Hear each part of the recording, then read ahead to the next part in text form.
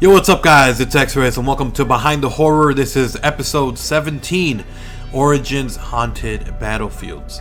This is it, the final episode of Behind the Horror. We're going to wrap it up. Black Ops 2, Black Ops 1, World at War. We have gone through all of the maps. If you guys missed any of these episodes, you guys feel free to check out the playlist in the description below. It has been a fun ride, and with Black Ops 3 coming out in less than a week, we can already see that there's going to be even more to cover in the future. But anyways guys, without any further ado, let's go ahead and jump straight into it. We're going to be talking about World War I and some haunted battlefields.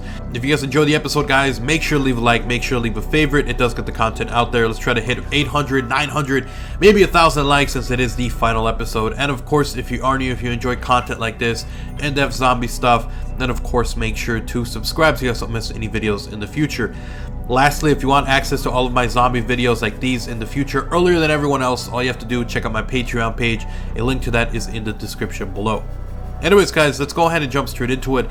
First of all, let's talk about Origins. It's the final map in the Call of Duty Zombies history. It's the biggest map. It is one of the most loved maps, and quite honestly, it is one of my most favorite maps. And I think for a lot of people, Black Ops 2 ended on a great note with Origins, and overall it was just a very fun map to play. However, it was also a very creepy one, and it has a lot of history and a lot of story and a lot of already scary factors in it, with the fact that this is a battlefield.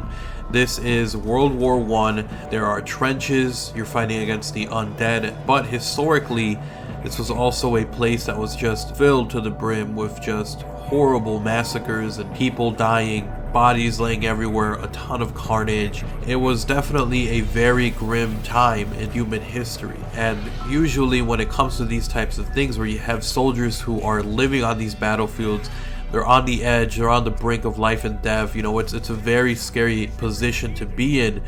You have a lot of weird and paranormal things happening, and a lot of this stuff is actually documented, and there's actually a lot of writers who actually have gone and done research on paranormal stuff, on creepy stuff, on spiritual stuff, if you want to call it that. There is a lot of stories and a lot of theories behind this, and you know, there's a lot of really cool and creepy stuff like this. So without any further ado, I want to talk about some of these creepy ones that were mentioned by this author in a series of creepy stories from a book that he wrote regarding these paranormal activities. Writing in the Journal of Military History, the field's most prestigious scholarly publication, Cook describes how the knife-edge existence of Canada's troops in battles, perhaps fueled by widespread interest in the occult and spiritualisms in the early 20th century, led some men to believe they'd seen dead comrades resurrected and wandering the scarred landscape of the Western Front. In other cases, soldiers claimed to have seen angels hovering over battlefields or felt otherworldly presences that somehow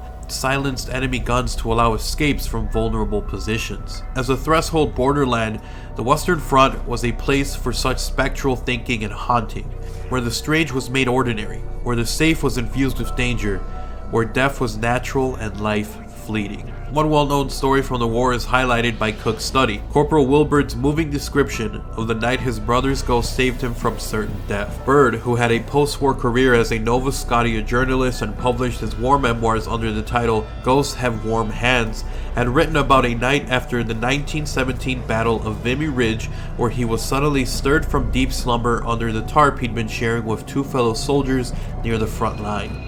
Before dawn, warm hands shook him. Wiping away sleep, he looked with amazement at his brother Steve, who had been reported missing in action in 1915. Steve led him through some ruins when he suddenly rounded the corner and disappeared. Corporal Bird settled for sleep in his new location, dismissing his brother's ghost appearance as a hallucination. But in the morning, he was stunned to learn that the two other soldiers under the tarp had suffered a direct hit from a high explosive shell and were dismembered beyond all recognition. There are several stories like this. There's stories of other soldiers who have seen dead relatives or have seen family members on the battlefield and have seemingly saved them from gunfire, that have saved them from bombshells that have landed in locations they were before, similar to this story. So there's definitely this sense of paranormal or haunting, or even if you want to call it a blessing really, on the battlefield. And the studies found by these guys, a lot of them feel that it was the stress that they were under, you know, not knowing if they're going to live or die, having the possibility of dying in your sleep, that led a lot of these guys to maybe hallucinate. others to not be able to cope with what was going on around them and just kind of visualizing things in their head. But you can't deny the fact that a lot of these guys, whether it was hallucination, whether it was actual ghosts or something else, you can't deny the fact that they were able to escape circumstances like these. Maybe it was a gut feeling, maybe something was trying to warn them or protect them, we don't really know, but it definitely adds to this sense of just haunting and creepiness and the overall saddening feeling of war. But anyways guys, that was just a little bit of a story. There's a ton of different haunted battlefields, there's a ton of different stories of ghosts, of family members, of missing comrades. It's definitely something that has been talked about for years, but no one really looks into it. This one guy that I was reading through his stuff, he's pretty much the only guy who's kind of going through this and recounting different stories. And you guys can probably find more stuff online if you want to.